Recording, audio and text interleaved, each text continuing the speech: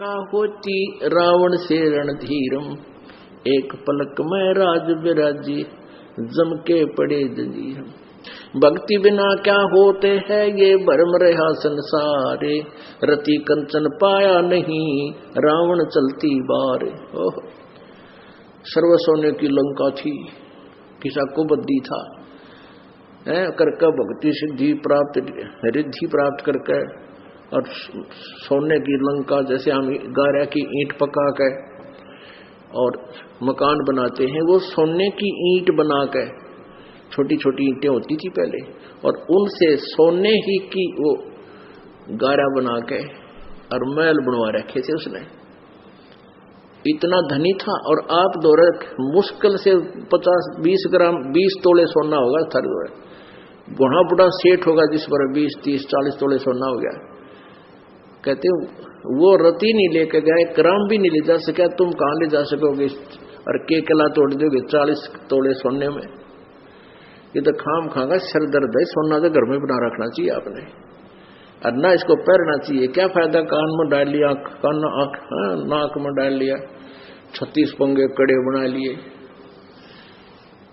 परमात्मा ने इतना सुंदर शरीर दे रखा है, इस पर आडंबर करने की कतई जरूरत नहीं। इसे भगवान रुष्ट होता है। भगवान की भक्ति करें, चाहे किसा भी शरीर है, काला है, गोरा है, जैसा भी मालिक ने दिया है, इसमें हम परमात्मा पा सकते हैं। इस काया का गर्व ना करियो के काला के गोरा रे, और बिना भजन कुछ काम नहीं आवे, चाहे एतर छड़को चारों हो रे। तो पुण्यात्माओं, धीरे धीरे, क्योंकि हम इतने इस सामाजिक माहौल में हम इतने गहरे चले गए कि वहां से वापस आना अपनी पटरी पे हमारे लिए कठिन हो रहा है। हम दलदल में धस गए। लेकिन परमात्मा का सहारा आपको एक क्रेन का काम करेगा। अब कलयुग में इसलिए परमात्मा ने कहा था कि मैं अपने बच्चों को कलयुग में संभालूंगा, कि कलयुग में पिछले तो पुण्य आपके पास रहेंगे नहीं, प्रारब्ध में बहुत कम पुण्य आएंगे तुम्हारे हिस्से में, और दुख होंगे गणे। और जो पूजाएं तुम उस समय कलयुग में आप कर रहे होगे, जो काल के द्वारा भ्रमित, कोई देवता की, कोई भैरव की, कोई भूत की, कोई पितर की, या काल के द्वारा भेजे गए नकली संतों की, ये 10-12 संत पंथ बना रखे हैं, 15-16 पंथ हैं, और भी ये नए नए पंथ चल गए। इनमें भी आप पूजा कर रहे होगे तो भी आपको लाभ नहीं होगा, क्योंकि आपके पिछले संस्कार नहीं हैं। तो उस समय परमेश्वर ने कहा था कि तो काल ने ये कहा था कि कलयुग में इनको ऐसा कर दूंगा, ये भक्ति के योग नहीं रहेंगे, शराबी, कवाबी, स्वार्थी, निर्लज, ऐसी पिक्चरें बना दी। देखते आप देख लो पश्चिमी देशों में नगन नाच हो रहा है, सरेआम जो घूम रहे हैं जैसे पशु घूमया करे नंगे, कोई कुर्ते के छोटे छोटे कपड़े पहनकर बहन बेटियां भी सरेआम ऐसे घूम रही है। तो ऐसी निर्लज्जता कर दी। अब ये हमारे समाज में भी घर करने लगी। पहले ओठों पर लिपस्टिक, ये नाखून पॉलिश, और उस तरह के लटक मटक, ये पाउडर चटक मटक, ये कोई बहन बेटी हमने करती नहीं देखी। ऐसी वो वैसा किया करती थी, उनको घटिया औरतें माना करते थे। और आज देख लो, जब कोई भी पीछे नहीं रही बहन बेटियां, इसी बूंदी पॉलिश लाऊंगी, पूरे नौ न लाल कर लेंगी, मुंह ऐसा बूंदा लाल, देखते बूंदा शक्ल भी ना अच्छी लगे। तो इस तरह की ड्रामाबाजी इस काल ने करवा दी, हमें निर्लज बना दिया। और सरेआम डांस करती हैं ब्याह शादी में, बेटियां नाचे, उड़े बाप नाचे, उड़े बेटी नाचे, उड़े माँ नाचे। अरे थारा गजब, इधर वैसा ही नाचा करती थी कि तो बंद कोठों में, आज सरेआम नचा दिए काल ने हमारे को। हम निर्लज हो गए। अब इस समाज को देखो, कल बताया था आपको कि इस शिक्षा का अवगुण गणा है, लाभ एक है, और ये लाभ सब अवगुणों को सेट कर देगा। कि अवगुण ये है कि निर्लज्जता, चातुरता, हम एक दूसरे के जो है ना प्रिय नहीं रहे, अपनी चतुरता के कारण काग बन गए। काग क्या करता है कि जैसे कौवा होता है, गधे की चोंच कमर टूटी होती है और उस दुखती उस जख्म को ही दूनी चोंच मार मार कर उससे खाता है। हम इस चतुरता के कारण रिश्वत लेते हैं, किसी का काम नहीं कर अधिकारी रो पैसा लेने के लिए उनको 100 ऑब्जेक्शन लगाकर चक्कर कटाते रहते हैं। कोई 2 का 20 बनाते हैं, सब घी में मिलावट, दूध में मिलावट, सब्जी में, हर चीज में मिलावट। कहते हैं ऐसा इंजेक्शन लगाते हैं बेल का तोरी तड़के इतनी लंबी हो ही पावे, थारा गजब वही सिर्फ वो बेचन खातिर कि थारा पैसा तुम्हें पैसा मिल जाए हुकंड क्रुक। तो ये चतुरता आ गई।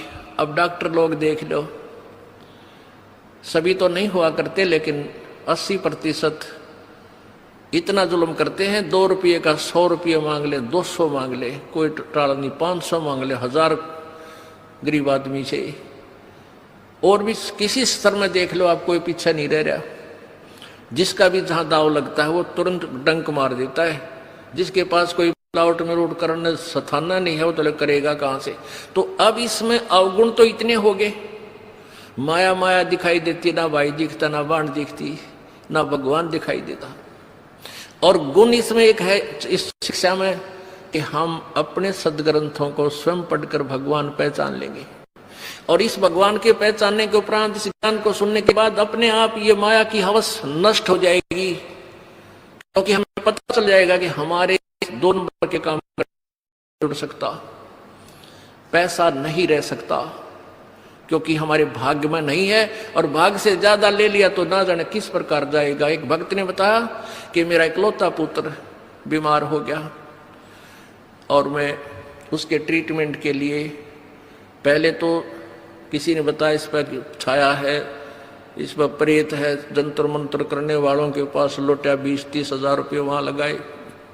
फिर डॉक्टर लोकल हॉस्पिटलों में दिखाया, वहाँ काफ़ी पैसे लगे। फिर बताया इसके दोनों किडनी फेल होगी, all India medical institute Delhi गया, वहाँ किसी से रिश्तेदार से ले लेवा के वो गुर्दा पैसे वैसे दे के कहते उसके 3 लाख रुपए लड़के के लगे, दोनों किडनी चेंज कराई। वो किडनी तो सफल होगी, सुख की सांस ली, 3 लाख रुपये लाग गए। और 6 महीने के बाद वो इकलौता पुत्र बस एक्सीडेंट में मर गया। और तेरा गजब है, टक्कर मार मार कर रोया। उसने जब ये ज्ञान सुना कि जो तुम 2 नंबर से पैसा इकट्ठा करना चाहते हो तुम्हारे भाग्य में नहीं है, अगर ऐसा इकट्ठा कर भी लोगे तो अगर 2 लाख कर लिया तो 3 लाख रुपए तुम्हारे ना जाने किस कारण से और कहां से निकल जाएंगे। और वो पाप रह जाएंगे जो के तो, जो आपने फिर भोगने पड़ेंगे।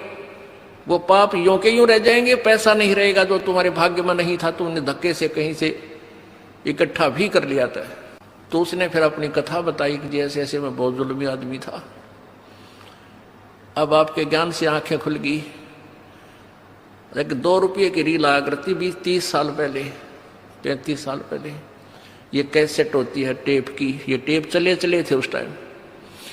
और उस पर दूसरी कंपनी जो अच्छी बिकती थी उसकी मोहर लगा देते थे एक, और 2 रुपये के रिफल थोक के वाला आता था तोल के बाद से, और 35 रुपये की बेचा करता हुआ कैसेट। किसी और कोई खराब हो जाती धमका देता था, भाग जा, ओरिजिनल दे रखी थी बनता है।